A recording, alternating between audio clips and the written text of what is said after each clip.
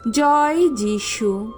প্রথম পাঠ আদি পুস্তক হতে আজকের বাণী পাঠ ৪৯ অধ্যায় ১ থেকে ২ পদ, ৮ থেকে ১০ পদ। রাজ ক্ষমতা চিরকাল জুদা বংশের অধিকারী থাকবে। বৃদ্ধ যাকব তার পুত্রদের কাছে ডেকে বললেন, তোমরা সবাই আমার চারপাশে এসো, আমার কথা শোনো। তোমাদের পিতা ইসরায়েল, এই আমি যা বলছি তা শোনো। শোনো জুদা, তোমার ভাইয়েরা একদিন তোমার গুণগান করবে। তোমার যত শত্রুর ঘাড় চেপে ধরবে তুমি। তোমার পিতার পুত্রেরা এসে তোমার সামনে প্রণত হবে। আহা জুদা, তুমি যেন যুব সিংহ।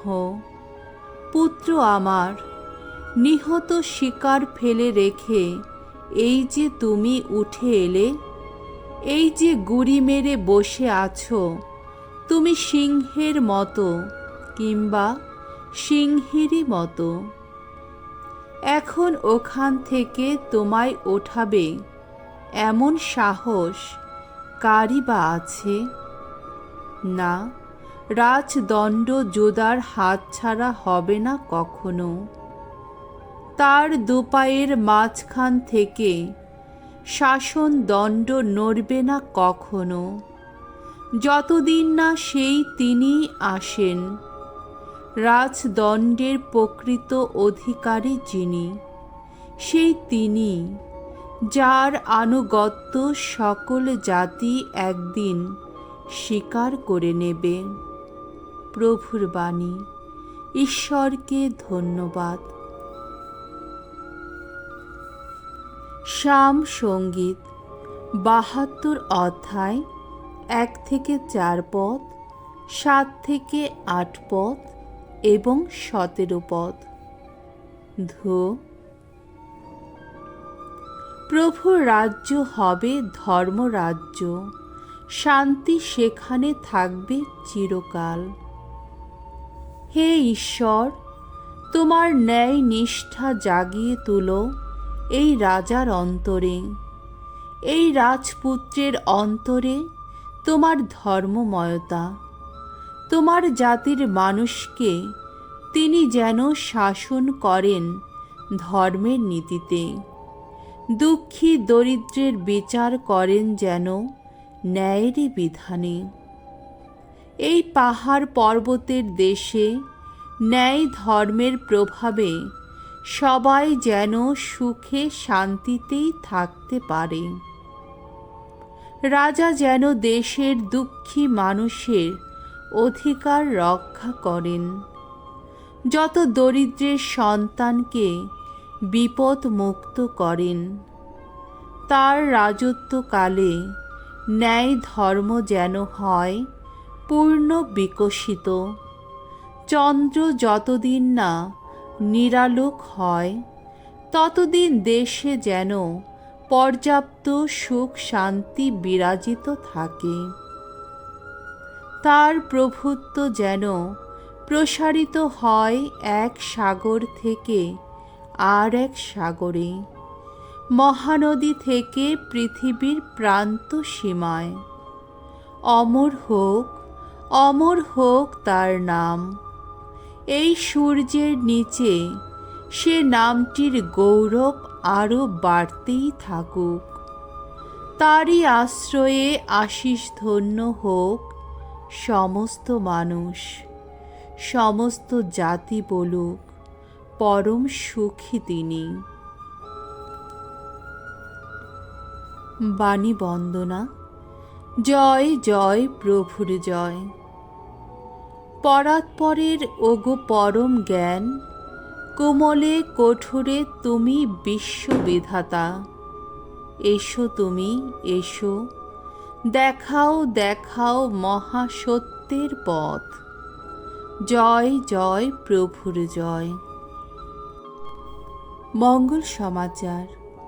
মথি রচিত মঙ্গল সমাচার ১ অধ্যায় 1-17 পদ।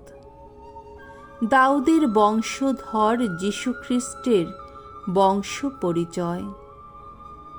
আব্রাহাম বংশের সন্তান ও দাউদ বংশের সন্তান যীশুখ্রিস্টের বংশ তালিকা হল এই: আব্রাহামের সন্তান ইসায়াক, ইসায়াকের সন্তান যাকব, যাকবের সন্তান জুদা ও তার ভাইরা। তামারের গর্ভে জুদার সন্তান প্যারেশ ও জেরাহ। প্যারেশের সন্তান হেসরোন এবং হেসরোনের সন্তান আরাম। আরামের সন্তান আম্মিনাদাব, আম্মিনাদাবের সন্তান নাশন এবং নাশনের সন্তান সালোমন। রাহাবের গর্ভে সালোমনের সন্তান বোয়াজ। রুখের গর্ভে বোয়াজের সন্তান ওবেদ। ওবেদের সন্তান জেসে এবং জেসের সন্তান রাজা দাউদ। উরিয়ের স্ত্রীর গর্ভে দাউদের সন্তান সলোমন। সলোমনের সন্তান রেহবোয়াম। রেহবোয়ামের সন্তান আবিয়া। আবিয়ার সন্তান আশা। আশার সন্তান যোসাফাত। যোসাফাতের সন্তান জোরাম। জোরামের সন্তান উজ্জিয়া। উজ্জিয়ার সন্তান যোথাম। যোথামের সন্তান আহাজ। আহাজের সন্তান হেজেকিয়া। হেজেকিয়ার সন্তান মানাসে। মানাসের সন্তান আমন। আমনের সন্তান জোসিয়া। জোসিয়ার সন্তান জেকনিয়া ও তার ভাইরা। সেই সময়ে ইসরায়েল জাতি বাবিলনে নির্বাসিত হয়। বাবিলনে নির্বাসনের পর জেকনিয়ার সন্তান শেয়ালতিয়েল। শেয়ালতিয়েলের সন্তান জেরুবাবেল। জেরুবাবেলের সন্তান আবিউদ। আবিউদের সন্তান এলিয়াকিম।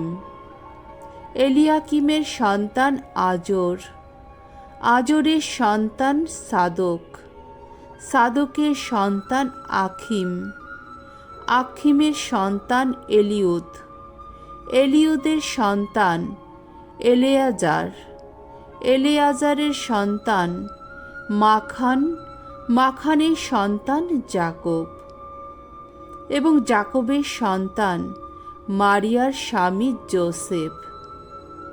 এই মারিয়ার গর্ভেই জন্মেছিলেন খ্রিস্ট বলে অভিহিত যিশু। সুতরাং আব্রাহাম থেকে দাউদ থেকে বাবিলনে নির্বাসন পর্যন্ত 14 পুরুষ এবং বাবিলনে নির্বাসন থেকে খ্রিস্ট পর্যন্ত 14 পুরুষ। প্রভুর মঙ্গলময় বাণী। খ্রিস্ট প্রভু তোমার প্রশংসা হোক।